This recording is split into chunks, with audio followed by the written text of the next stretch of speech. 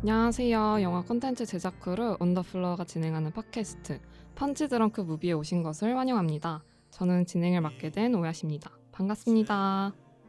여러분 혹시 사진관 앞을 지나가다가 그 안에 걸린 사진을 보고 걸음이 멈춘 적이 있으신가요? 결혼식부터 돌잔치, 졸업식, 환갑잔치와 같이 가장 행복한 순간들을 모아놓은 것 같은 사진들에 저는 묘하게 마음이 동요한 적도 있는데요. 요즘에는 즉석 사진관이 많아져서 보기 어려워진 풍경이지만 사진관이 풍기는 따뜻한 분위기만은 잊기 어려운 것 같아요. 오늘은 그런 사진관의 다정함을 닮은 영화죠. 8월의 크리스마스를 살펴볼까 합니다. 영화 이야기를 하기에 앞서 함께 영화 이야기를 나눌 패널분들을 소개하겠습니다. 오션 코이 포비님 안녕하세요. 간단히 자기소개와 함께 인사 한 말씀 부탁드려요. 안녕하세요. 5기부터 함께하고 있는 패널 오션이라고 합니다. 반갑습니다. 와.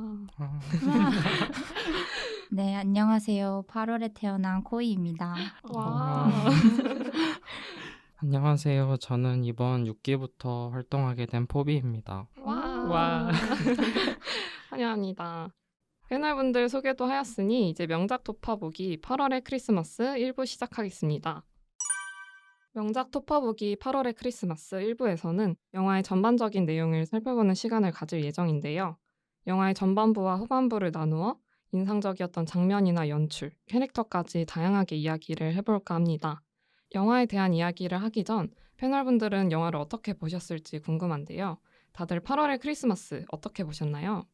일단 저는 너무 슬펐어요. 그러니까 마지막에 그러니까 영화 중간에 슬펐다기보다는 한석규의 나레이션으로 끝나고 나서 이제 엔딩 크레딧이 올라가는데 그 이후부터 갑자기 너무 슬픈 거예요. 아, 뒤늦게 네, 슬픈 그래서 감정이. 그때 좀 많이 울었고 이 영화를 보면서 90년대 후반부터 2000년대 초반까지 한국 멜로 영화가 진짜 좋은 것 같다라는 생각을 많이 했어요. 허진호 감독도 8월의 크리스마스 말고 봄날은 간다로 또 유명하잖아요. 그래서 확실히 이 영화를 보면서 이 감독이 두 영화밖에 없는데 왜 멜로 영화의 거장으로 불리는지 알 것 같다라는 생각을 좀 했던 것 같아요. 격하게 공감합니다. 저는 사실 멜로 영화를 많이 보지는 않는데요. 그래서 네. 이번에 거의 한국 멜로 영화는 처음 본 것 같아요.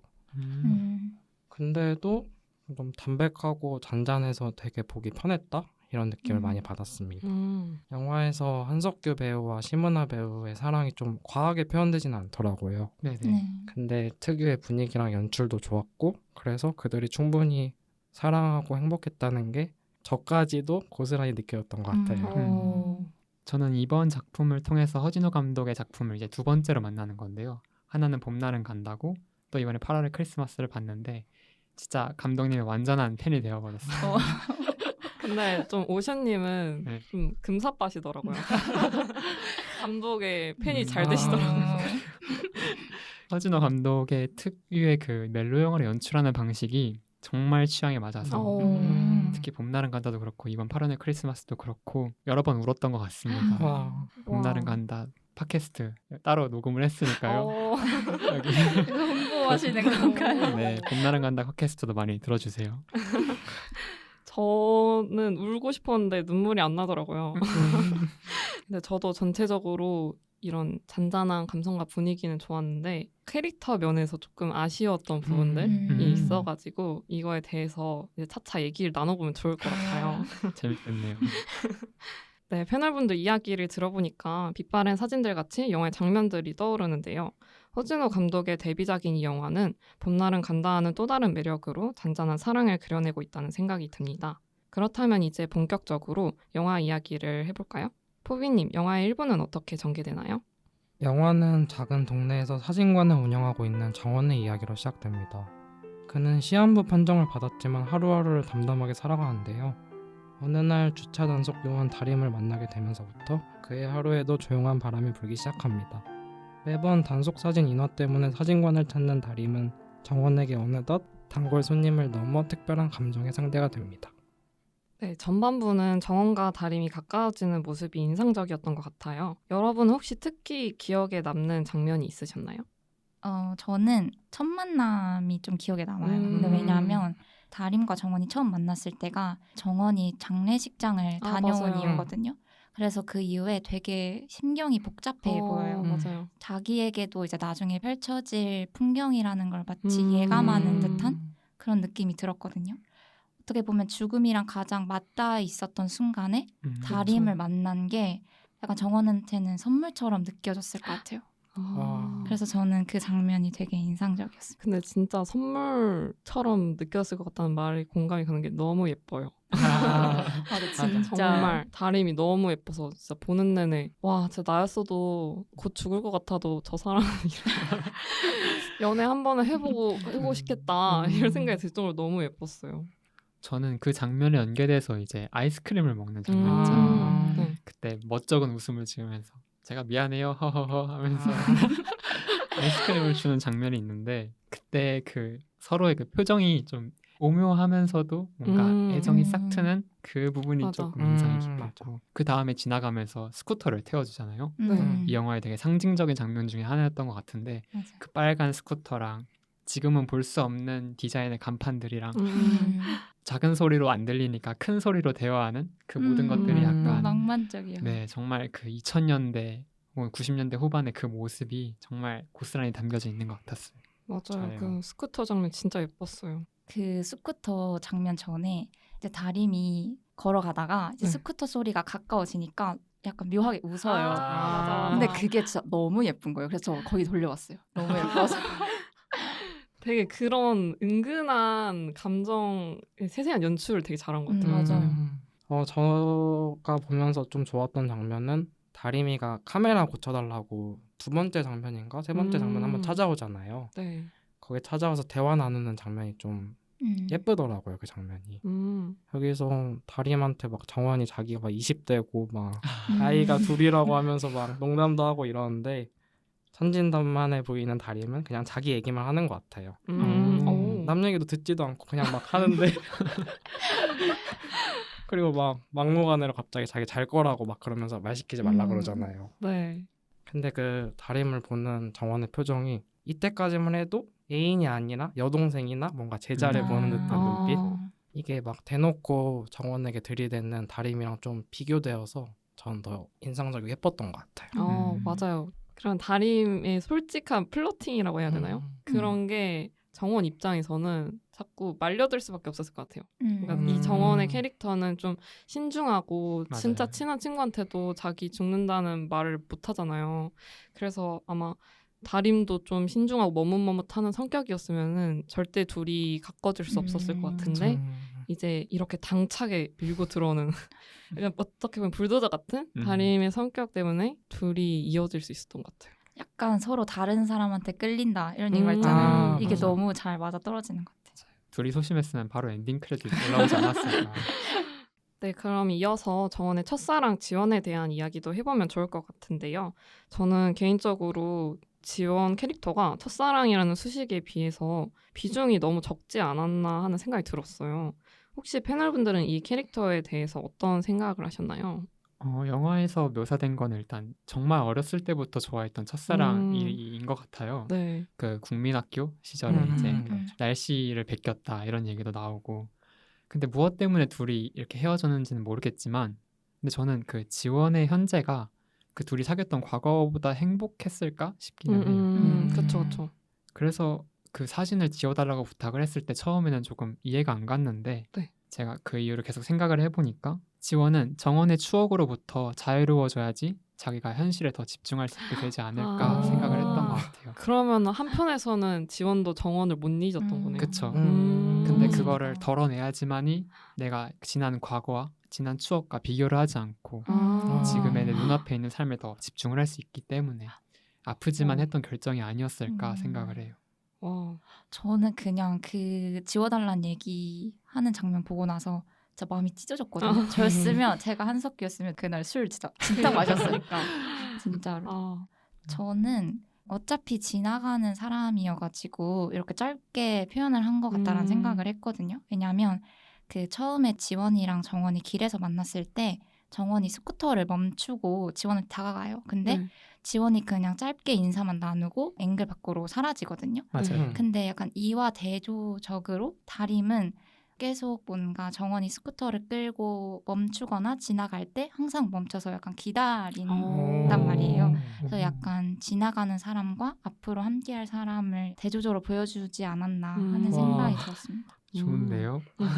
해석이 진짜 저는 이제 아까 오션이 말한 것처럼 지원하고 정원이 좀 추억을 가지고 있다는 게 그래도 많이 드러나잖아요. 그걸 직접적으로 보여주진 않지만. 그래서 얘네 서사 궁금하다. 그리고 되게 나올 것 같았어요. 그리고 보통은 클리셰적으로 남자 주인공의 첫사랑이 등장해서 뭐 달인과 정원이 싸운다든지 이런 식으로 전개가 되겠거니 예상을 했는데 지원이 정말 앞부분에 살짝만 나오고 사라지는 거예요. 네. 그래서 지원 어떻게 했을까 좀 궁금하기도 했고 남편이 뭐 못 살게 군다? 맞아요. 도박한다 이런 거 하나? 그런 얘기가 나오면서 지원이 정원을 좀 많이 그리워하고 있구나. 저도 그렇게 느꼈거든요.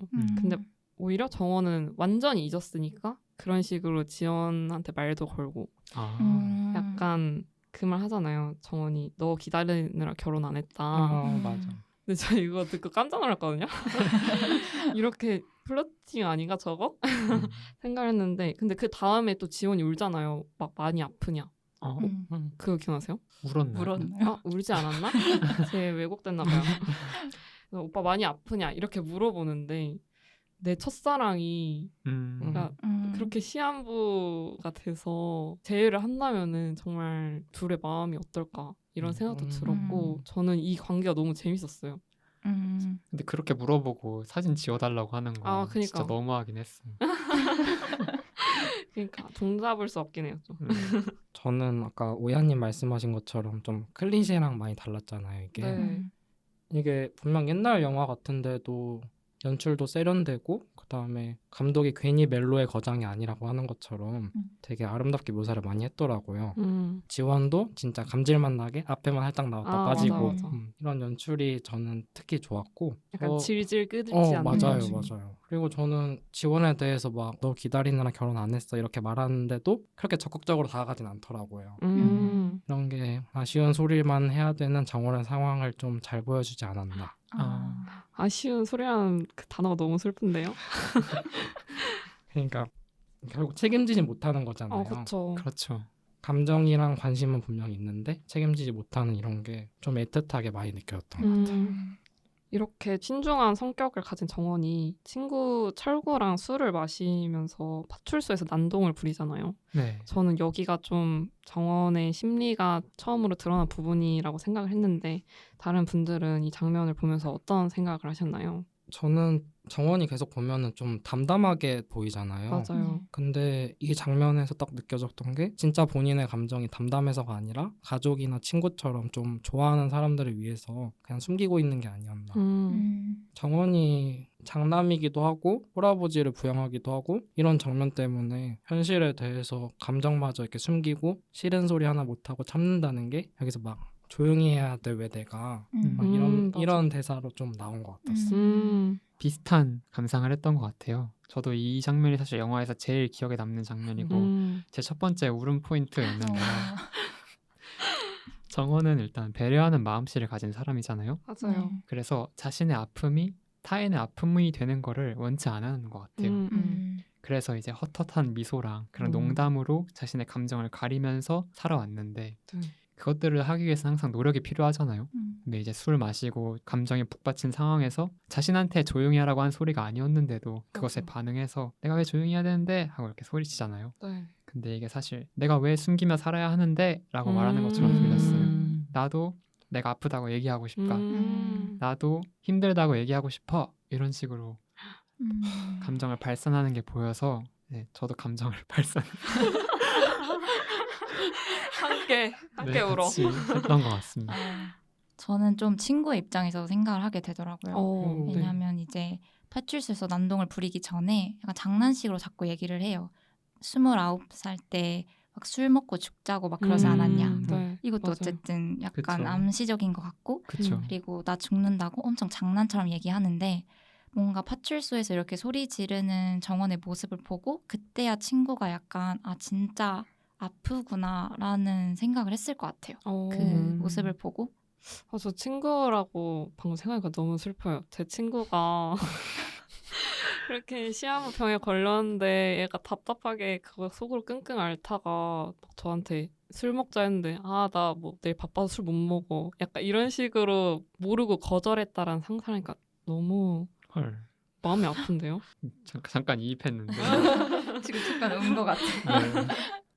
맞아요. 죽음을 받아들이는 게 너무 억울하고 힘들 것 같아요. 이 장면 있고 나서 정원에게 다림이 술을 사달라고 했었잖아요. 네. 근데 또 그 약속에 막상 나오질 않는데 그 이유는 무엇이라고 생각을 하셨어요? 저는 그냥 비를 너무 많이 맞췄나 싶었어요. 아프다. 네. 생각보다 많이 맞아서 아, 기분이 나빠졌나? 물론 농담으로 말한 거지만 어느 정도는 영향을 주지 않았나 아. 생각을 해요. 음. 둘이 한 우산을 쓰고 걸어가는데 다림은 맞아. 정원이 조금 더 적극적으로 자신을 대해주길 바랬던 것 같아요. 아, 자기가 적극적으로 한 만큼 적극성을 돌려줘라. 그쵸. 근데 이 우산 쓰고 가면서 정원이 한 거라곤 손수 건주기. 맞아. 그리고 아주 살짝만 자기적으로 당기기였잖아요. 비 다 맞고. 맞아. 비를 너무 많이 맞긴 했어요. 비를 너무 많이 맞췄다는 게 그런 적극성이 부족했다라고 아. 표현하고 싶네요. 그래서 그거에 실망해서 음. 아무리 불도저라도 시동이 꺼질 때가 있잖아요. 그쵸, 그쵸. 시동이 잠깐 꺼졌던 거죠. 네. 저도 오션님이랑 비슷한데 당시에 기분 때문에 그냥 안 왔을 수도 있을 것 같아요. 아, 말씀하신 것처럼 불도저처럼 계속 들이대는데 막상 가려 하니까 너무 자기만 급한 것 같고 상대는 별로 이렇게 자기가 노력한 만큼에 대해서 이렇게 호응해 주는 것 같지도 않고 맞아요. 이런 느낌 때문에 기다리는 정원한테 미안하지만 좀 무책임해져 버리고 싶다고 해야 되나요? 삐진 거죠. 그쵸. 한마디로 하면. 그쵸. 상대방도 나 때문에 좀 속상해졌으면 어떨까. 근데 그렇게 유치해지는 게 정말 이 로맨스의 맛인 것 같아요. 그렇지 않나요? 근데 맞습니다. 진짜 맞아요. 저는 약간 응. 정원 같은 사람이거든요. 그냥 제가 할 수 있는 플러팅은 막 쳐다보기 이런 게 이런 아이식 거예요. 플러팅. 네, 그래서 저는 정원의 입장에서 자꾸 이입이 되는 거예요. 나는 계속 기다렸는데 왜냐하면 그 사진관 문이 열리고 할머니가 들어오실 때 정원이 다림인 줄 알고 엄청 환하게 웃어요. 그 잠깐의 기대? 너무 바보 같다. 어떡해. 저였으면 진짜 안 오면 정 떨어졌을 것 같아요. 근데 나와의 약속이 중요하지 않아? 약간 이렇게 생각하고 내가 좋지 않구나. 그러면 약간 마음이 좀 상처받았을 것 같아요. 좋았습니다. 네, 그러면은 다음 질문 넘어가서 이 영화의 배경이 사진관이라는 게 8월의 크리스마스의 독특한 특징 중 하나인 것 같아요. 이러한 설정이 주는 효과는 무엇이라고 생각하시나요? 저는 그 영화에서 다림이 주차 단속 요원이잖아요. 네. 그래서 단속 차들을 찍고 다니는데 막상 다림의 사진을 반기는 사람은 아무도 없어요. 당연히 찍힌 차주도 싫겠고 네. 그리고 그 식당 아주머니도 막 나가라고 하잖아요. 맞아요. 네. 그러니까 이제 다림의 존재를 별로 반가워하지 않을 텐데 이제 사진관을 운영하고 있는 정원의 입장에서는 손님이니까 일단 엄청 좋을 거 아니에요? 그렇죠. 반겨주죠. 그렇죠. 그래서 저는 이 사진관을 배경으로 한다는 게 약간 다림을 반겨주고 맞이해줄 수 있는 와. 그런 장소라는 생각이 들었어요. 이거 진짜 생각도 못했어요. 진짜 생각. 저도 이거 쓰면서 나 너무 잘했다. 진짜 잘했어요. 감사합니다. 헐. 정말 생각 못했어요. 진짜. 저는 영화 연출적인 특징이랑도 좀 잘 어울린다고 생각을 했는데 네. 허진호 감독의 멜로 영화 특징이 카메라를 고정시킨 채 약간 제한된 사각 틀에서 인물들을 보여주는 느낌이라고 들었거든요. 카메라 무빙이 거의 없어요. 마치 네. 사진처럼 그냥 액자에 담아가지고 인물을 연출하는 그런 부분이 이 사진이랑 맞닿아 있지 않나라는 생각을 했어요. 좋은데요? 그러니까 뭐야 여기 다들 연출 분석가들이 앉아 있는 것 같은데요? 다음 연출 분석가. 저는 그냥 진짜 사진관이란 딱 이 단어에만 초점을 맞춰 생각을 해봤는데 두 분에 비해선 좀 초라하지만 그냥 순간을 기억해준다. 여기에 좀 가치를 두었던 것 같아요. 그러니까 영화의 메시지가 제가 봤을 때는 추억이랑 기억 딱 이 두 단어로 생각하는데 네. 사진관에서 다림의 사진도 걸리고 마지막에 정원의 사진도 걸리잖아요. 네. 그러니까 지금 당장 이게 곁에 서로가 없어도 기억할 수 있고 잊지 않을 수 있다. 남는 건 사진밖에 없다라는 말이 있으니까 맞아요. 그런 게 적용된 영화다. 아무래도 사진이 계속 남잖아요. 그쵸. 근데 정원은 약간 유한하잖아요. 정원에 남은 시간이 그것들이 좀 대비되는 것 같아서 조금 안타까운 면도 확실히 있었던 것 같아요. 저는 그냥 단순하게 초반에 동네 주민들이 많이 나오잖아요. 네. 이 사진관의 풍경을 보여주는 요소로.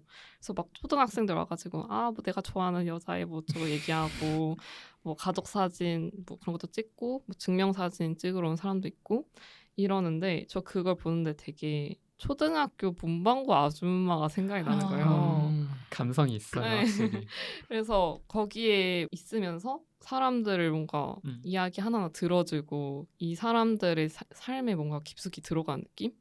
그런 느낌이 드는 거예요. 그래서 지금처럼 디지털이 아닌 시절에서는 이런 사진관 역할이 정말 중요했겠구나 이런 생각도 들고 그냥 이 정원이라는 인물이 이 사진관에 존재함으로써 그 오션이 말한 것처럼 비교적 짧은 삶이지만 다양한 삶들을 만날 수 있었겠다 이런 생각도 들었어요.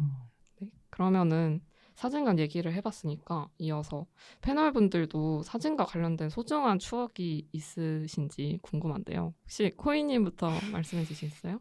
저 별로 없어서 어, 좀 생각했거든요. 근데 네. 제가 뭐 여행을 갔는데 네. 같이 한 친구가 저한테 필름 카메라를 각자 하나씩 가져가자라고 얘기를 했어요. 그래서 그냥 여행 동안 각자 본 것들 찍었거든요. 그냥 각자 여행에서 찍고 싶은 걸 찍고 근데 필름 카메라는 당장 결과를 확인할 수가 없잖아요. 맞아요. 그래서 인화를 해서 서로 찍은 거를 같이 봤어요. 네. 근데 그러니까 또 다시 여행을 가는 것 같고 맞아요. 네, 그게 꼭 잘 찍었든 못 찍었든 추억이 엄청 되더라고요. 맞아요. 그래서 저는 그 기억이 좀 생각이 나네요. 그 필름의 감성이 정말 대박이었죠. 음, 저도 코인이 말씀 들으니까 생각난 게 저도 작년에 해외여행 갔었을 때 그 필름을 가지고 갔는데 돌아와서 한 1, 2주 뒤에 이날 했어요. 근데 너무 예쁜 거예요. 그래서 그러니까 이거를 그 톡방 여행 같이 간 사람들 톡방에 보내줬는데 다들 너무 좋아하고 이제 저도 굉장히 큰 아쉬움이 남더라고요. 왜 나 더 안 찍었을까? 그러니까 그 필름이 비싸기도 하고 되게 망하는 경우도 많아서 좀 신중히 찍게 되는데 그걸 더 못 찍은 게 아쉽고 필름만의 매력이 진짜 큰 것 같아요. 저는 사실 평소에 사진을 많이 찍는 편이 아니라서 저 사진 동아리도 들어갔다가 한 번만 하고 나왔거든요. 근데 요즘은 그 남는 게 사진이라는 말 아까 하셨던 그 말이 네. 와닿는 순간들이 조금 있는 것 같았어요. 그래서 이제 좀 몇 번 찍어보려고 계속 하는데 네. 제가 뭐 어떤 사진들을 주로 찍나를 봤거든요. 네. 근데 맨날 하늘 찍고 있고 약간 자연 찍고 그런 풍경파. 거. 네, 그렇더라고요. 그래서 사람이 어떤 거를 찍냐가 그 사람의 성향을 볼 수도 있겠구나 싶긴 그쵸, 했어요. 그쵸. 어떤 사람들은 음식 사진만 가득 있는 사람도 있고 자기가 뭘 했는지를 기록하려고 찍는 사람들도 있더라고요. 그래서 그런 거 보는 재미가 있었던 것 같아요. 맞아요. 그 사람의 시선을 알 수 있는 것 같아요. 네네. 포비님은 진짜 오션님 말씀하신 것처럼 사진 저도 많이 찍어봐야겠다 생각은 하는데요. 근데 막상 이 질문을 한번 보고 생각해 보니까 저도 사진과 관련된 추억은 별로 없는 것 같아요. 그래도 한번 생각해 보면 제가 옛날에 이렇게 아파트를 이사 왔을 때 저희 아파트 막 입주했다고 주민센터에서 막 가족 사진을 이렇게 무료로 찍어준 적이 있어요. 우와. 근데 사람이 좀 많으니까 공장식 사진관 아시죠? 금방금방 그냥 찍더라고요. 네. 그런데도 사진을 찍고 순서를 기다리면서 좀 가족들이 막 들떠서 얘기하는 소리, 막 웃음소리나 막 설레어하는 그런 목소리 그런 것뿐만 아니라 저희 가족들이 가족 사진 처음 찍으니까 되게 행복해 하더라고요. 그래서 그런 기억이 저한테는 좀 많이 남는 것 같아요. 진짜 소중한 기억인데요. 이렇게 읽어보니까 좀 소중한 거 같네요. 네, 정원과 다림의 사랑을 응원하게 되는 동시에 이들의 사랑이 어떤 결말을 맞이할지를 상상하면 가슴이 아파지는 전반부였는데요. 영화의 후반부 줄거리도 함께 살펴볼까요? 정원과 다림은 여느 연인처럼 데이트를 하며 급속도로 가까워집니다. 그러나 건강이 악화된 정원은 병원에 입원을 하게 되는데요. 평소처럼 정원을 찾아간 다림은 닫혀있는 사진관을 보고는 그에게 편지를 남깁니다. 다림의 기다림도 한계에 다다른 걸까요? 그녀는 며칠 내내 소식이 없는 사진관에 돌을 던지고 다시 사진관을 찾은 정원은 그녀의 편지를 발견합니다. 네, 전반부와는 달라진 정원과 다림의 관계가 흥미로웠던 후반부였는데요. 기억에 남는 장면이나 연출이 있다면 한 분씩 말씀해 주세요. 저는 그 다림을 기다리던 밤에 찾아온 할머니가 제일 기억에 남는데요. 그 오전에 촬영을 했을 때는 가족들이랑 같이 사진을 찍었다가 그 아들이 어머니 한번 단독 사진 찍으세요 라고 하지만 맞아요. 사실은 그 의미를 모두가 알고 있잖아요. 맞아요. 그래서 그때 그 표정이 좀 되게 암울해 보이고 옷도 회색이라 조금 침해 보이고 그랬는데 그날 밤에 다시 오셔서 분홍색 옷을 입으면서 돈은 안 받아도 되죠? 다시 한번 찍을게요 하시고 이렇게 들어가는 게 너무 귀여우셨고 맞아요. 그때는 정말 활짝 웃으시더라고요. 음. 나 이거 영전에 넣을 거야 하면서 맑게 웃으시는 그 모습을 보면서 좀 많은 생각을 빠졌던 것 같아요. 그냥 감정이 이게 무슨 감정이지 싶으면서도 그때 그 할머니와 정원은 어쩌면 같은 감정을 공유하고 있었지 맞아요, 않았을까 맞아요. 싶었어요. 서로가 이제 삶을 얼마 남겨두지 않고 있는데도 네. 서로 이렇게 웃으면서 미소를 지을 수 음. 있다는 게 좀 아름다웠던 장면이지 않나 싶습니다. 다른 분은 혹시 어떻게 생각하셨어요? 저는 다림이 이제 정원을 기다리는 장면이 기억에 남는데 아, 네. 전 몰랐는데 이름이 김다림이래요. 아, 그게 아. 기다림이잖아요. 와, 아니 진짜 몰랐어요, 진짜. 이건 근데 제가 그냥 서치하다 찾은 건데 어쨌든 그래서 자꾸 이제 정원을 기다리는 모습과 연결을 시켜서 뭔가 이름을 지은 것 같다는 생각이 들더라고요. 그래서 저는 그 사진관 앞에 커다란 나무가 있잖아요. 저는 네. 그 나무가 너무 마음에 들었는데 처음부터 네. 거기서 다림이 정원을 기다리는데 초반부에는 그렇게 기다릴 때 정원이 아이스크림을 들고 나오는데 네. 후반부에서는 이제 정원이 오지 않으니까 그 부재가 좀 크게 느껴졌던 것 같아요. 되게 대비되는 연출이었네요. 맞아요. 저도 그 편지 넣는 장면 진짜 기억에 남았어요. 그 사이에 이렇게 꼬깃꼬깃 넣었다가 또 나중에 그 빼러 오잖아요. 그게 진짜 사랑스러우면서도 정말 안쓰럽고 진짜 그런 장면이었던 것 같아요. 저는 좀 사소해 보이는 장면이 좀 기억에 남았는데요. 그러니까 목욕탕 갔다가 정원이 다림에게 막 준비한 귤을 막 주잖아요. 근데 정원은 자기 귤 하나, 그 다음에 다림 귤 하나 이렇게 해서 손이 참 작은 남자죠. 딱 2개 사는데 근데 막상 오니까 다림은 고마워하지도 않고 꼴랑 이거밖에 안 샀냐고 막 핀잔을 막 하잖아요. 이런 모습이 더 많은 관계와 미래를 생각하기도 어렵고 그 다음에 즐거움이랑 행복을 상상하기도 어려운 정원이 그 귤 하나를 나눠 먹는 그 한순간 한순간 자체에만 의미를 두어서 준비한 것 같았어요. 그래서 2개. 근데 또 다림은 막상 보니까 정원에게 그 한순간의 사랑 자체를 넘어서 더 많은 거를 원하지 않았나. 와, 맞는 것 같은데요? 진짜 맞는 것 같은데. 감사합니다. 아니, 전 단순히 그냥 성격을 보여주는 거라 생각을 했는데 정원은 진짜 손 작은 엄마 요리하듯이 오늘 먹을 거 이렇게 되게 신중하게 그렇게 하는 성격이고 정원은 좀 통 크게 뭐야 이거밖에 안 샀어 이렇게 하는 거라 생각을 했는데 그게 정말 둘의 마음을 보여주는 것 같아요. 맞는 것 같아요. 맞아요. 근데 저는 궁금한 게 그 다림이 그러고 귤 1,000원어치를 사잖아요. 네. 그럼 도대체 귤 2개는 얼마 주고 샀을까? 그런 게 조금 궁금하긴 했습니다. 100원? 네, 그러면은 정원의 다림의 관계만큼이나 정원과 아버지의 관계도 눈에 띄는 후반부였습니다. 패널분들은 정원과 아버지의 관계는 어떻게 보셨나요? 저부터 말하자면은 저는 진짜 여기에서 눈물이 날 뻔했거든요. 특히 그 장면 있잖아요. 비디오 테이프 재생하는 방법 알려주는 장면. 거기가 진짜 찡한 거였어요. 일단 그 신구 배우니 연기도 너무 좋았지만 하나는 알려줬는데 아버지 이렇게 하시면 돼요. 이거 누르고 이거 누르고 이거 누르고 하는데 걔서 이제 못 알아들으시니까 승질 내잖아요. 네. 이렇게 승질 내는데 근데 그게 요즘에도 사실 별반 다르지 않잖아요. 이제 아마 더 나이가 들면은 우리 엄마 아빠한테 새로운 뭐 기술이 나오면 그렇게 알려주고 뭐 지금도 막 아빠가 카카오톡에 사진 어떻게 보내는 거냐 이렇게 물어보고 하는데 그런 게 떠오르면서 진짜 뭐 세상이 바뀌면서 겉모습은 바뀌었는데 그런 본질 같은 건 참 바뀌지 않는구나 이런 생각도 들고 그런 말도 있잖아요. 자식이 부모보다 먼저 죽는 게 가장 큰 불효다. 정원의 마음도 정말 안 좋았겠지만 아빠 마음은 얼마나 찢어졌을지 참 많은 생각이 들었던 것 같아요. 저는 정원이랑 아버지 정도의 관계면은 굉장히 가까운 관계다. 사실 막 영화 같은 거 보면은 막 아버지랑 아들이랑 막 싸우고 나중에 막 돌아가시고 후회하고 이러는 연출 많이 나오잖아요. 그렇죠. 근데 이 장면 보면은 진짜 비디오 알려주다가 화내는 거 말고는 정원이 아버지한테 막 화내고 막 짜증내고 이런 장면도 없더라고요. 막 요리도 같이 하고 바로 옆에서 TV도 같이 보고 이런 장면이 아버지와 장남의 관계치고는 되게 부드럽다. 그리고 신구 배우와 한석규 배우 둘 다 말투가 되게 나긋나긋하더라고요. 네. 맞아요. 이런 말투가 흔히 나오는 부자지간의 느낌과 많이 다르고 서먹서먹하고 툴툴대는 그런 관계가 아니어서 오히려 너무 따뜻했던 것 같아요. 저는 조금은 비슷하면서도 다르게 생각을 했던 게 전형적인 표현 못하는 아버지와 표현 못하는 아들의 관계였던 것 같아요.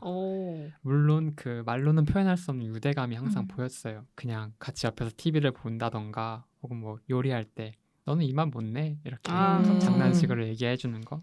그리고 사진도 아버지가 찍어주잖아요. 가족 사진을. 맞아요. 그런 것들을 보면서 말로는 표현할 수 없는 그런 뭔가가 분명히 존재했겠지만 한 번쯤은 서로를 위로해주는 그런 장면이 나왔으면 어땠을까 하는 아쉬움이 있어요. 솔직하게 터놓고 말하는 네. 그런 장면. 사실 서로의 눈을 피해서 그 감정을 표현을 하잖아요. 네. 그 예를 들어서 천둥 번개가 치는 날 밤에 몰래 아버지의 방에 가서 눕는 정원의 모습이라든지 혹은 정원이 이제 베개를 둘러싸고 이제 울고 있을 때 그 우는 모습을 방 밖에서 바라보는 아버지. 맞아요. 근데 그때 들어가지도 못하고 다시 돌아가시는 모습을 보면서 이때 한 번 더 용기를 내서 얘기를 했으면 어땠을까 싶었던 것 같아요.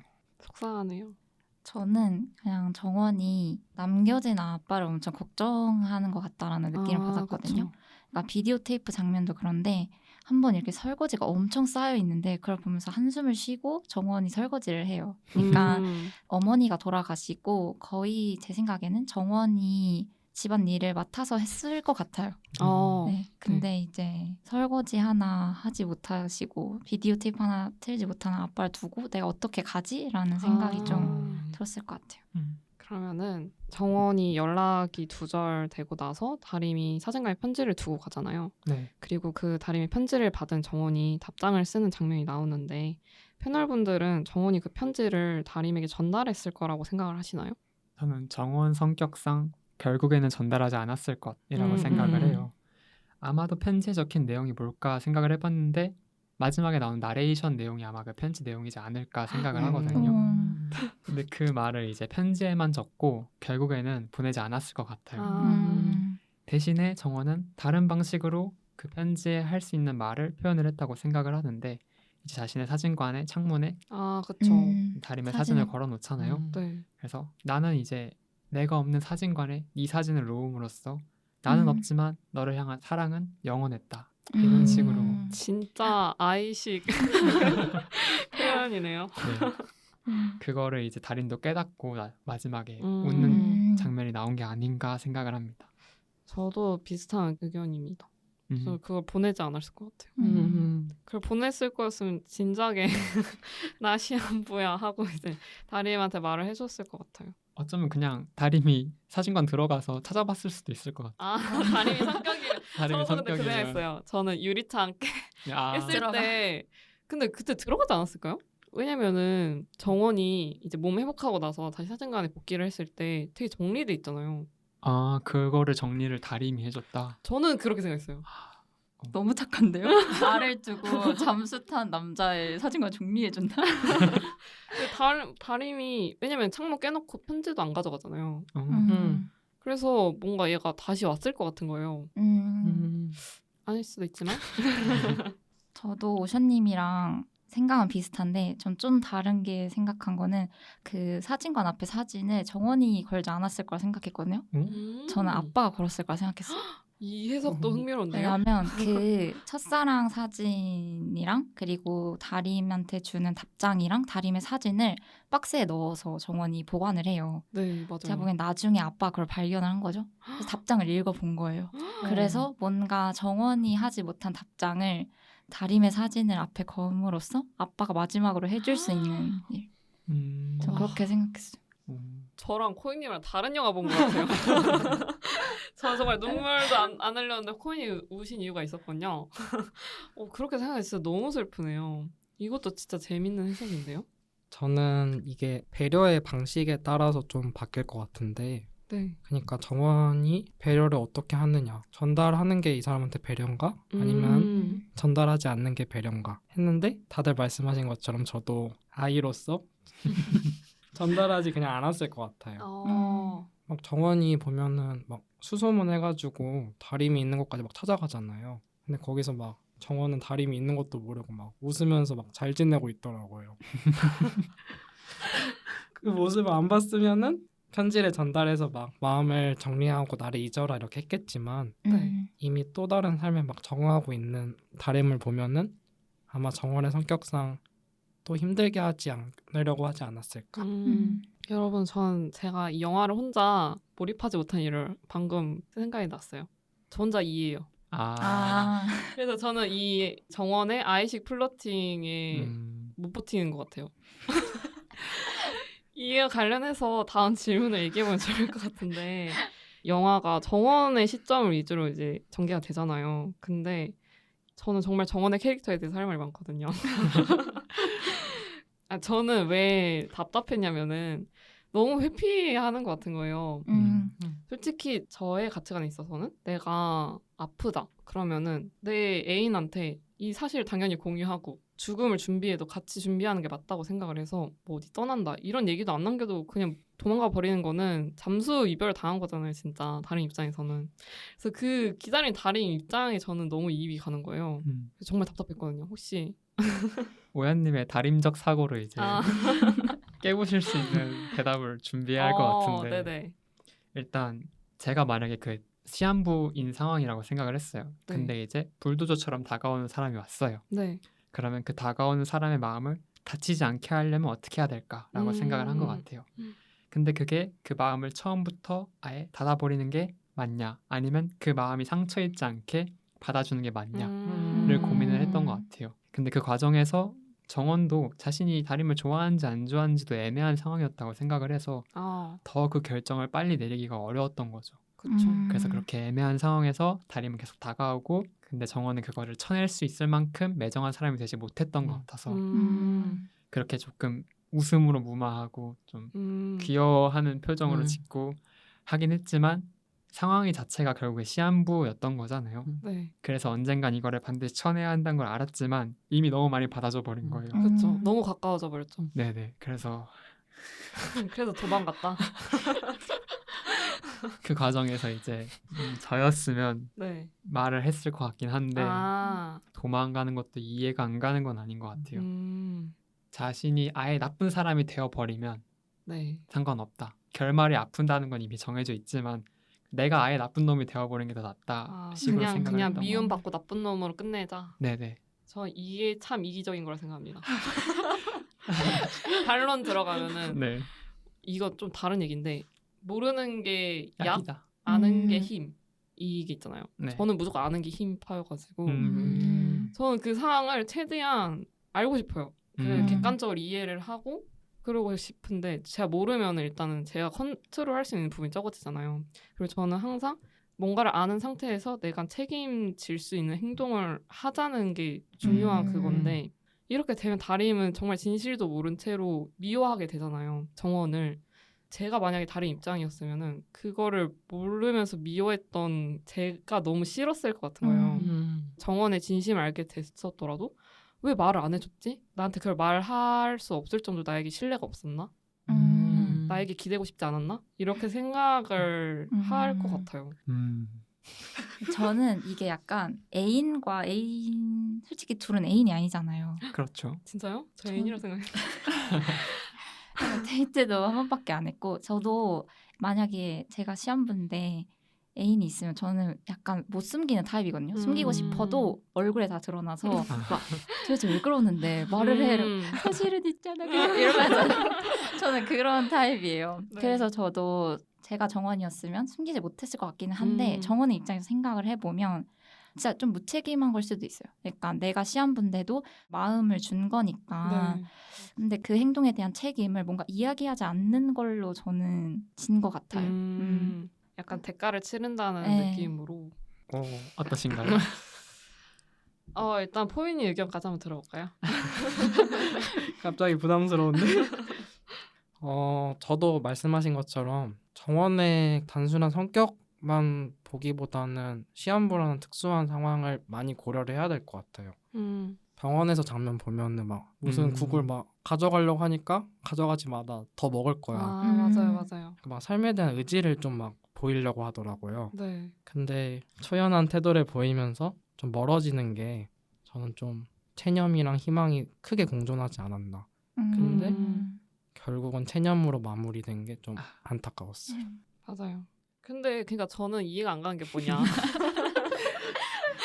제가 이해가 안 가는 부분은 그래 알겠어. 너가 대가를 치르려고 숨기려고 했어. 나쁜 남자가 돼서 다림의 인생이 사라지고 싶었어. 그래. 그것까지 이해하는데 왜 그러면 병원 퇴원하고 나서 다림 일터에 찾아가냐고요. 다림 직장에 찾아가서 다림 혹시 없냐? 이거 왜 하는 건지 저는 이제 거기서 이해가 안 간 거죠. 아니 그렇게 잠수 탔으면서 이러면 또 흔들리잖아요. 또 다림을 당연히 좋아하니까 끌려 다닐 건데 거기서 좀 더 캐릭터가 좀 미워졌다. 다림의 입장에서. 입체적인 캐릭터인 거죠. 그렇죠. 사람의 마음은 또 왔다 갔다 네. 하니까. 계속 일편단심 이렇게 할 수는 없는 거잖아요. 계속 하긴. 마음이 바뀔 수 있는 거니까. 그렇죠, 그렇죠. 저희가 사석에서 더 열띤 토론을 이어가 보는 걸 하고요. 1부에서는 8월의 크리스마스의 전반부와 후반부 줄거리를 살펴보았는데요. 영화 속 인물들이 전반적으로 감정을 장황하게 서술하기보다는 절제하며 드러내서 그런지 각 장면에 대한 이야기도 풍부하게 나눌 수 있었던 것 같아요. 2부에서는 영화의 특징을 좀 더 내밀하게 들여다보고자 합니다. 1부에서 미처 다루지 못했던 연출과 비하인드에 관한 이야기들이 2부에서 진행될 예정이니 끝까지 들어주시면 감사하겠습니다. 영화에서는 정원이 창문 너머를 바라보는 장면이 유독 자주 등장합니다. 이는 스쳐 지나가는 것을 놓치지 않으려는 그의 모습 같기도 한데요. 버스에서 창밖을 내다보는 정원을 배경으로 흘러나오는 음악이죠. 산울림의 창문 너머 어렴풋이 옛 생각이 나겠지요 들으며 2부 시작하겠습니다.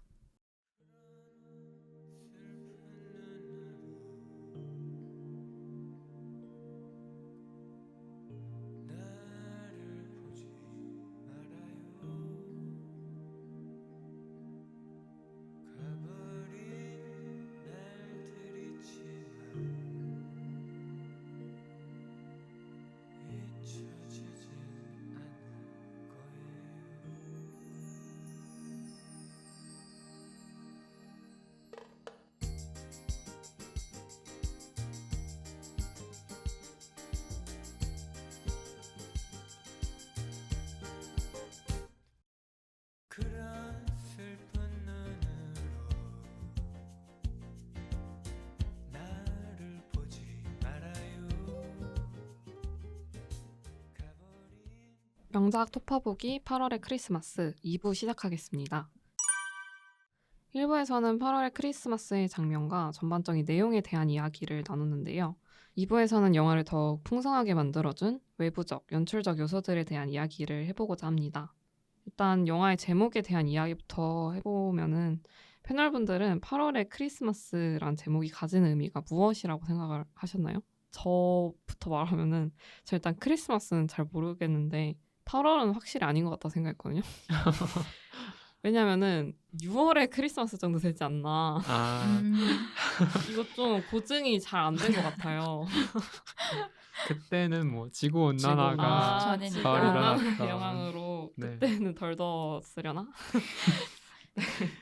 저는 크리스마스가 한 해의 마지막을 장식하는 어떠한 행사잖아요. 네. 근데 정원의 해의 마지막은 8월에 찾아왔잖아요. 그래요? 아닌가요? 아니잖아요. 아, 그런가요? 포장. 저는 네 그래서 정원의 해 빛나는 순간이 그쵸, 그쵸. 8월에 찾아왔다. 그래서 아. 이제 그때를 크리스마스로 표현을 한 게 아닐까 생각을 정원의 했어요. 홀리데이다. 크리스마스 홀리데이. 네, 정원의 삶을 마지막을 장식하는 그러한 순간이었다. 하긴 거의 마지막 순간에는 아프다가 맞아요. 같은 시간들로 치료를 하다가 갔을 것 같긴 하네요. 네. 저는 올해 6월인가 5월에 무슨 네. 전시를 봤는데 거기에 진짜 너무 뜬금없이 크리스마스 트리가 하나 있는 거예요. 오. 근데 5월의 트리는 너무 뜬금없는데 근데 뭔가 막상 보니까 엄청 반갑고 좀 특별하게 느껴지더라고요. 굉장히 그래서 저는 8월과 크리스마스가 이질적인 이미지인데 두 개를 엮음으로써 둘의 사랑을 좀 낭만적으로 표현하려고 하는 거 아닐까라는 생각이 들었던 것 같아요.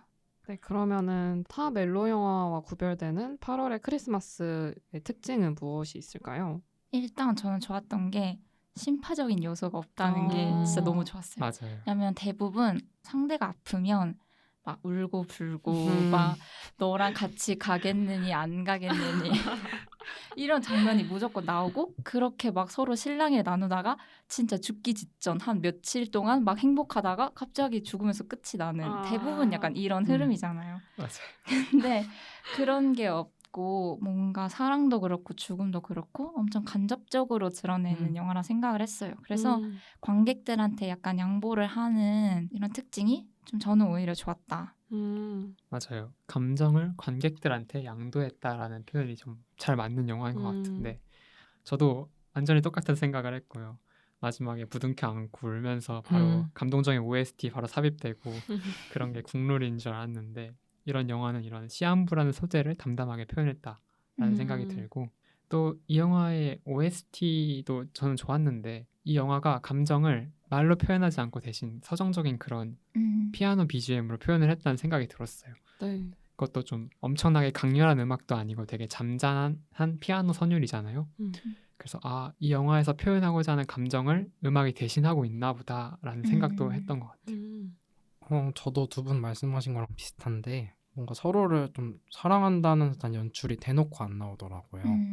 그 영화를 보면은 막 사랑해요, 막 보고 싶어요, 막 그리워요, 막 이런 대사들 있잖아요. 네. 그런 대사도 없고 사랑하는 사람한테 대놓고 그런 표현이나 스킨십 이런 것도 없어서 좀 진정성 있게 느껴졌던 것 같아요. 진짜 담백한 사랑 영화였던 것 같아요. 그쵸. 어떤 멜로 영화는 격정적인 장면이 넣었음에도 사랑을 표현하는데 실패를 하는데 이 영화는 그런 흔한 스킨십도 없이 진행이 되는데도 그 설렘이 너무 잘 느껴져서 좋았던 것 같아요. 맞아요. 또 영화 속에서 시간을 생략하는 연출을 자주 사용하잖아요. 그 이유는 뭐 때문일까요? 저부터 말씀드리면은 필요하고 좀 중요한 장면만 보여주고 다른 장면은 많이 넘기더라고요. 네. 그런 게 정원의 삶이 이렇게 다 보여줄 만큼 길지도 못했다는 게 좀 연출적으로 보여준 것 같고 근데 이 보여진 장면들 하나하나 두고 보면은 되게 의미 있고 따뜻한 장면이라서 정원이 시한부라는 환경에 처했지만 그냥 시간을 허비한 게 아니라 충분히 가치 있고 따뜻하게 보냈다 이런 걸 잘 보여준 것 같아요. 저도 약간 시간을 생략한다는 연출이 사진이랑 조금 맞닿아 있다고 생각을 했어요. 사진과 사진 사이에는 그 간극을 우리가 알 수 없잖아요. 네. 그런 것처럼 여기에 씬과 씬 사이에 그 간극을 일부러 보여주지 않은 그런 느낌으로 생각을 했던 것 같아요. 좋다. 네, 그러면은 8월의 크리스마스가 유독 옛 시절의 향수를 일으키는 영화로 회자되곤 하는데 이와 관련해서 패널분들의 기억에 남는 연출이나 설정이 있었을까요? 저는 사소한 것들이 좀 기억이 많이 남는데 네. 일단 정원이 비디오 테이프 작동법이나 현상기 사용하는 방법을 사진을 찍고 약간 손으로 적잖아요. 그런 게 지금이랑은 진짜 다른 게 지금은 그런 거 인터넷 검색해서 그냥 캡처본 보내주면 되거든요. 그쵸. 아니면 설명서 찍어서 보내주던가. 근데 그런 것도 아니고 그리고 다림이 정원을 기다리는 방식도 막 전화를 하거나 문자를 하는 게 아니라 그냥 진짜 소식을 알 수 없는 채로 기다리잖아요. 맞아요. 근데 약간 향수를 불러일으킨다 아니면 혹은 아날로그적이다라고 말하는 데는 좀 더 품을 들이는 행위에 있다고 저는 생각을 해요. 맞아요. 좀 정이 많이 느껴지고 좀 더 노력이 필요하다는 거. 그래서 저는 그런 것들이 좀 향수를 불러일으키지 않았나 싶습니다. 맞아요. 저도 아날로그 감성을 되게 좋아하는데 사람들이 그거에 대해서 그렇게 그리워하는 감정을 느낀 이유가 저는 모든 게 애정이 들어가려면 시간이 필수적이라고 생각을 하거든요. 그래서 시간이 많이 든 만큼 애정도 그만큼 깃드는 거라고 생각을 하는데 아날로그는 정말 귀찮고 손이 많이 가고 시간이 많이 들잖아요. 그래서 그거 하나하나에 더 신중하고 더 소중하게 쓰게 된다 해야 하나? 그래서 더 애틋한 마음이 많이 들게 되는 것 같아요. 저는 좀 장난스러운 장면들이 좀 인상적이었는데요. 네. 그러니까 보면은 막 담벼락에 노상방뇨하는 장면? 그러니까 요즘 노상방뇨하면 진짜 큰일 나잖아요. 그쵸. 맞아. 근데 영화에서 막 이렇게 자연스럽게 나오는 거 보니까 지금과는 좀 시대상이 많이 다르구나. 그쵸. 그다음에 파출소 장면에서 막 김기천 배우님이 잠깐 나오시더라고요. 초면 이래가지고 어떤 배우님이시죠? 이런 말씀을 드려도 될지 머리가 벗겨지신 머리가 벗겨지신 그래 목소리가 좀 얇고 그분이 막 술에 취해서 막 자기가 막 민정당 조직책이다 아, 막 이러면서 그분이구나. 정치 얘기하고 막 이러는 게 진짜 옛날 아저씨 같은 느낌도 나고 그런 장면에서 좀 향수가 느껴졌던 것 같아요. 네.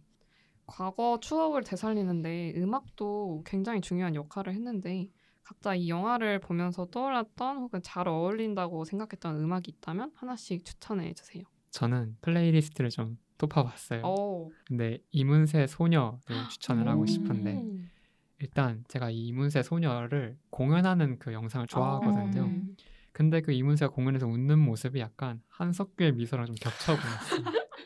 되게 해맑게 웃으시거든요. 인자한 맞아요. 미소. 가사도 제법 잘 어울리는데 그렇죠. 중간에 이제 차가운 바람에 그대 외로워 울지만 난 항상 그대 곁에 머물겠다 이런 말이 나오거든요. 와. 근데 다림의 곁에는 이제 정원이 더 이상 머물 수가 없잖아요. 네. 그래서 이제 외롭겠지만 그래도 마음만이라도 그 곁에 가서 있어주겠다라고 말하는 것 같아서 좀 잘 어울리는 것 같아요.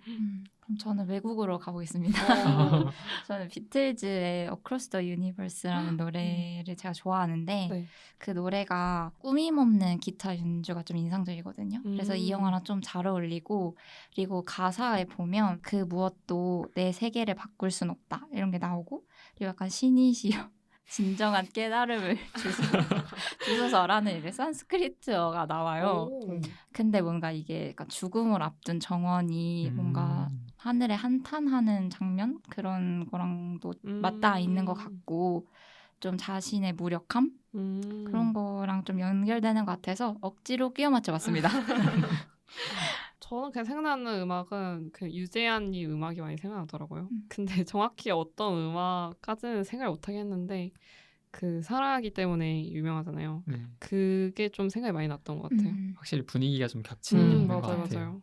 맞아요. 그럼 저는 좀 현대 가수로 넘어가면 요즘 할로로 가수 노래 많이 듣거든요. 할로로 가수의 사랑하게 될 거야. 오. 이 노래 가사가 영원을 꿈꾸던 널 떠나보내 아파했지만 너를 용서하고 사랑할 거야.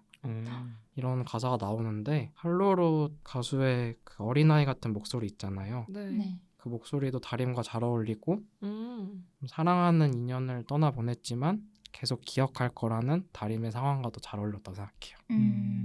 오늘 팟캐스트 듣고 나시면 이 노래들 한 번씩 들어보시기 추천드리고요. 그리고 배우들 이야기도 해보면 좋을 것 같은데 패널분들에게 인상적이었던 8월의 크리스마스 속 캐릭터 혹은 배우는 누구였나요? 저는 정원의 아버지 역할을 맡은 신구 배우님이 기억에 남는데 네. 뭐 앞서도 계속 얘기를 해서 큰 얘기는 하지 않을까 하는데 일단 아버지가 비디오 테이프를 틀지 못하니까 정원이 자리를 박차고 나가잖아요. 네. 근데 그때 머쓱한데 리모컨을 계속 만져봐요. 저는 그 장면이 너무 슬펐다고 생각을 해요. 그래서 막 그렇게 엄청 비중이 많은 역할은 아니었지만 감정이입을 하기에는 진짜 좋았던 맞아요. 역할이지 않나. 되게 진짜 묵직한 음. 그런 연기였어요. 저는 정원 이야기를 하고 싶은데요. 정원 한석규 배우가 웃을 때가 너무 좋거든요. 역시 전도사 하세요. 네. 인사빠 맞는 것 같아요. 근데 전도사 느낌이 있어요. 한석규 씨 얼굴에 그런 행복 전도사 느낌이 있어서 되게 인자하고 근데 그 감정을 가리는 웃음이 보여서 그 연기로 너무 좋았고요. 이 영화에서 한석규 배우가 가장 인상 깊었던 부분이 그 비 오는 날에 빨래인가 손질을 하다가 하늘을 보니까 이제 비가 떨어지는 장면이 있거든요. 혹시 기억나시나요? 거의 초반부인데 영화에. 근데 하늘에 이제 떨어지는 비를 보면서 비가 이제 얼굴에 한 방울씩 떨어지는데 이제 안경에 한 방울 떨어지고 막 얼굴에 한 방울 떨어지고 이러는데 한석규 대신에 눈물을 흘려주는 그런 연출이 그래서 얼굴을 타고 이렇게 빗방울이 내려오는데 숨기고 있는 그 마음을 하늘이 대신 울어주는 느낌으로 생각을 했어요. 그래서 그 장면이 이 영화에서 한석규 배우가 가장 인상 깊게 남았던 장면인 것 같아요.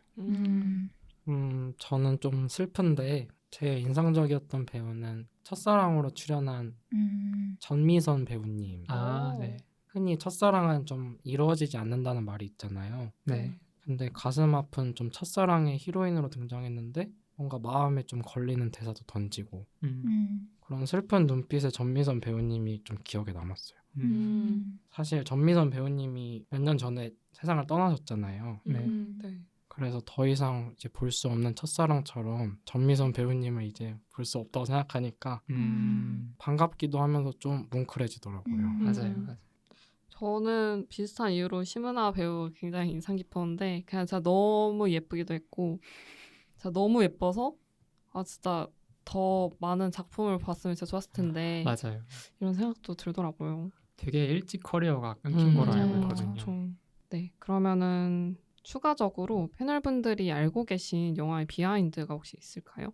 배우 이야기 연장선으로 해보자면 그 정훈이 다림을 기다리던 그날 밤에 할머니가 찾아오잖아요. 네. 할머니 역을 연기한 김혜라 배우에 대한 비하인드가 있는데 네. 그 김혜라 배우가 자신의 영정 사진을 촬영을 했잖아요. 네.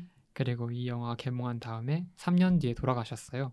음. 근데 그때 이제 이때 찍었던 사진을 자신의 영정 사진으로 그대로 사용하셨다고 하더라고요. 그래서 이런 비하인드 좀 뭉클한 마음이 들었어요. 되게 슬픈 이야기가 많네요, 이 영화. 네. 저는 이거 오션님이 좋아할 것 같은 이야기인데 계속 한석규 배우의 웃음을 좋아하셔서 그 허진호 감독이 이 작품을 처음 생각하게 된 계기가 김광석 가수님의 죽음 때문이었대요. 그 좀 다들 유명해서 알고 계실 것 같은데 김광석의 영정 사진이 엄청 활짝 웃고 있거든요. 네. 그래서 거기서 영감을 받아서 8월의 크리스마스 시나리오 작업을 했다고 해요. 그래서 뭔가 묘하게 그 웃는 모습이 좀 한석규 배우와 닮아 있는 것 같아요. 그래서 좀 인상적이고 영화에서 그래서 김광석 음악을 틀면 어땠을까라는 생각도 그것도 드네요. 진짜 좋았을 것 같은데요.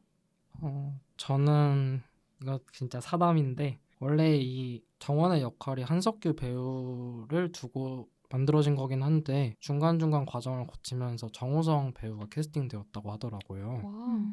그래서 정우성 배우가 합류하기로 했다가 다른 영화 스케줄로 또 허리 부상으로 불발되고 결국엔 다시 캐스팅 1순위였던 한석규 배우가 정원 역할을 맡았다고 하더라고요. 다행이네요. 다행이에요. 정우성이었으면 정말 그 스쿠터신이 완전히 달라졌을 것 같아요. 저는 조금 안 어울렸을 것 같아요. 저도 조금 반대예요. 더 날티나는 정원이 되었을 음. 것 같은데요. 네, 캐스팅 비하가 굉장히 흥미로운데 혹시 패널분들은 이 영화를 지금 리메이크한다면 어떤 배우를 캐스팅하고 싶으신가요? 저는 약간 그 아저씨 이미지를 벗을 수가 없는 것 같아요. 그래서 생각한 게 이제 박해일 배우님 정원에. 너무 좋은데요? 그쵸. 그리고 약간 심은하 배우는 좀 이미지가 맑은 분이 맡으시면 좋겠다 생각을 해서 다들 보셨을지 모르겠는데 그 드라이브 마이 카에서 네. 유나 역할을 맡으신 박유란 배우님이 계시거든요. 음. 한번 찾아보시면. 그럼 되게 좀 차분. 근데 실제로 엄청 약간 땡글땡글하시고 근데 엄청 하얗고 그런 배우님이거든요. 좀 네. 잘 어울릴 것 같다는 생각이 들어요. 잘 어울릴 것 같아요. 저는 맑고 그런 통통 튀는 다림의 이미지를 생각했을 때 수지. 국민 첫사랑 수지와 이제 조금 나이는 있지만 되게 부드러운 정원은 이재훈. 그래서 여기서 다시 만나는 거죠. 건축학개론의 여자가. 저도 좀 통통 튀는 느낌 생각해봤을 때 김다미 배우 아. 좀 많이 통통 튀긴 하는데 뭔가 되게 잘 어울릴 것 같았고 그 다음에 정원을 저는 좀 생각을 많이 해봤거든요. 네. 근데 좀 극 중에서 보면은 안경을 썼다가 벗었다가 안경 썼어도 되게 잘 어울리고 벗어도 잘 어울리고 이런 배우를 좀 생각을 해봤어요. 그러니까 변요한 배우는 어떨까? 그럼 혹시 수염은 깎고 나오시나요? 조금 중요한 포인트일 것 같은데. 수염은 이제 깎아도 좋지만 안 깎아도 또 다른 매력이 있을 수도 있다. 반반으로 놔둔. 저는 8월의 크리스마스를 해외에서 리메이크한다면 이런 생각을 해서 해외 버전. 네, 해외 버전 배우를 캐스팅을 해봤는데요. 일단 정원 역할로 요즘 오펜하이머로 상승 주가를 달리고 있는 킬리언 머피. 약간 병양미가 있잖아요. 아 맞네요. 더 그 시한부구나라는 그 느낌을 줄 수 있을 것 같고요. 오. 그 상대 역으로는 키아라 나이틀리가 시무나 역으로 나왔으면 좋겠어요. 되게 밝은 매력이 있잖아요. 네. 저는 그 비긴 어게인에서도 그 연기가 좋았는데 음. 둘의 얼굴합도 생각보다 되게 잘 오, 어울리는 것 맞아요. 같고 음. 해서 해외에서 한번 리메이크 해주셨으면 좋겠다 음. 생각이 듭니다. 네, 그러면은 영화를 보면서 떠올랐던 혹은 함께 봤으면 좋겠는 영화도 말해주시면 감사하겠습니다. 네, 저는 사진과 관련된 영화를 좀 생각을 해봤는데 애프터 선을 추천드리고 싶어요. 오, 이 애프터 선이라는 게 딸이 어른이 되고 나서 아버지와 함께 했던 여행에 대한 추억을 되살리는 영화거든요. 근데 이게 좀 안타까운 부분이 좀 겹치기도 하고 영화에서 사진 혹은 동영상이 가지는 의미도 되게 크다고 생각을 해서 꼭 보시는 걸 추천드립니다. 강추하는 작품이에요. 꼭 봐야 하는군요. 지금 딱 그 재개봉했어요. 오, 진짜요? 진짜요? 네, 지금 어디서 하고 있던데? 저는 가요. 오, 꼭 찾아서 보시길. 저는 약간 사랑하는 이의 죽음과 연관된 영화를 추천드리고 싶은데 8월의 크리스마스에서는 죽음을 다림과 정원이 공유하지는 않잖아요. 네. 근데 제가 추천드리고 싶은 영화 아무르는 죽음을 앞둔 할머니를 이제 할아버지가 간호하면서 함께 죽음을 뭔가 맞이하고 준비하는 과정을 그리고 있는데 8월의 크리스마스가 감정을 진짜 좀 절제하는 느낌이라면 네. 이건 좀 쏟아내는 어, 영화여서 좀 보면서 많이 힘들었거든요. 그래도 한 번쯤 보시는 걸 추천드립니다. 저는 이 영화의 분위기는 되게 좋아하시는데 조금은 심심하게 느끼셨던 분들이 보셨으면 좋을 영화로 박찬욱 감독의 헤어질 결심. 사실 제가 한국 멜로 영화를 많이 본 것도 아니라서 딱 그냥 떠올랐던 영화인데요. 사실 이 헤어질 결심이라는 제목이 정원 입장에서 보면은 잘 어울리잖아요. 그러네요. 그러네. 제 눈물이 이 영화는 좀 8월의 크리스마스보다는 훨씬 자극적인 소재를 갖고는 있는데 소재의 차이만 좀 클 뿐 둘 다 좀 흘러가듯한 물결 같은 느낌의 영화더라고요. 네. 그래서 조금 자극도 느끼고 싶지만 긴 여운도 느끼고 싶으신 분들은 헤어질 결심 한번 보시면 좋을 것 같아요. 저는 와니와 준하라는 영화가 떠올랐는데 근데 사실 분위기는 그렇게 닮은 것 같진 않은데 제 기억이 2000년대 초반 영화거든요. 그래서 그런 과거 느낌? 딱 그 시절의 영화 느낌이 있고 그 김희선이 겁나 예쁘고요. 그리고 이제 여름 배경이에요. 근데 저는 이 영화가 좋았던 게 여름 묘사가 진짜 여긴 진짜 8월이에요. 진짜 그 쨍쨍 매미 소리 맴 계속 나오는 진짜 8월. 네, 여름 묘사가 좋았던 것 같아요. 그리고 이것도 되게 잔잔하게 그 감정이 과하진 않으면서 그런 식으로 전개가 됩니다. 여름을 좋아하신다면 추천합니다. 네, 2부에서는 8월의 크리스마스를 구성하는 외적 요소들에 대한 이야기를 나눠보았습니다. 왜 이동진 평론가가 이 영화를 두고 지난 20년간 한국 멜로는 결국 허진호였다 라는 말을 남겼는지 알 것 같은데요. 말과 행동이 아닌 눈빛과 침묵으로도 사랑을 전할 수 있다는 걸 보여준 영화라는 생각이 듭니다. 그럼 이제 최종적으로 영화에 별점을 매겨볼까요? 저희 팟캐스트의 별점 방식 아시죠? 별점이 10점 만점에 5점 이하이면 별로라는 의미에서 펀치, 그리고 이 영화의 별점이 6점 이상이면 취할 정도로 좋다는 의미의 드렁크로 구분해서 평점을 매겨볼 텐데요. 그럼 지금까지 나눈 이야기들을 종합해서 8월의 크리스마스를 평가해 보겠습니다. 저는 드렁크 8점이고요. 오, 한줄평은 우는 나를 보며 한석규가 맑게 웃는다로 하겠습니다. 이거 어디서 본 것 같은데? 저도 어디서 본 것 같아요. 이거 제가 아차피디아에 쓴 아 진짜로? 아 네, 제가 저희 그걸 봤나 보네요. 저희 친구 대회 있잖아요. 우리 친구 맞네. 제가 쓴 거거든요. 죄송합니다. 좋아요 눌러주시고. 네, 저도 8점 드렁크고요. 오, 한 줄 평은 나도 누군가에게는 간직될 사랑이었으면입니다. 슬프네요. 저는 6점으로 드렁크고요. 오, 서랍 안에서 언제나 웃으며 꺼내어 볼 수 있는 사진 같은 영화 이렇게 정해보았습니다. 네, 저 원래 6점이었는데 오늘 또 설득을 좀 당해서 7점으로 하겠고요. 그러면 제 한 줄 평은 마지막 나레이션을 들었더니 모든 게 미화됐다. 하겠습니다. 방송을 끝내기 전 시간이 흘러 사진관 앞에 다시 선 다림의 모습과 정원의 나레이션이 인상적이었던 마지막 장면 속 사운드 트랙 듣고 오겠습니다.